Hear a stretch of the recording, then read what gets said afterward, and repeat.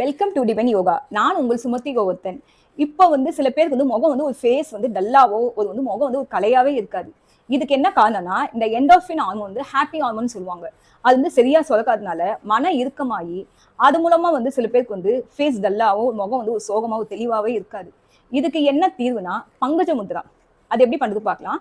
First 2 கை எடுத்துட்டு இப்படி வச்சுங்க. இங்க பாருங்க, இந்த சுண்டு வரல், இந்த கட்டவரல் இதை இப்படி க்ளோஸ் பண்ணிட்டு இப்படி நெஞ்சுக்கு நேரா வைங்க. இது பங்கஜ முத்ரா என்னன்னா, பங்கஜனா தாமரை.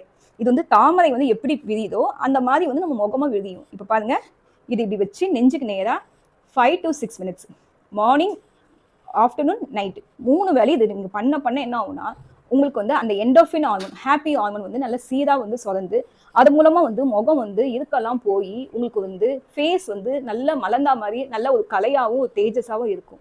இந்த தகவல் உங்களுக்கு பிடிச்சிருந்தா இந்த சேனலுக்கு சப்ஸ்கிரைப் பண்ணுங்க. நன்றி, வணக்கம்.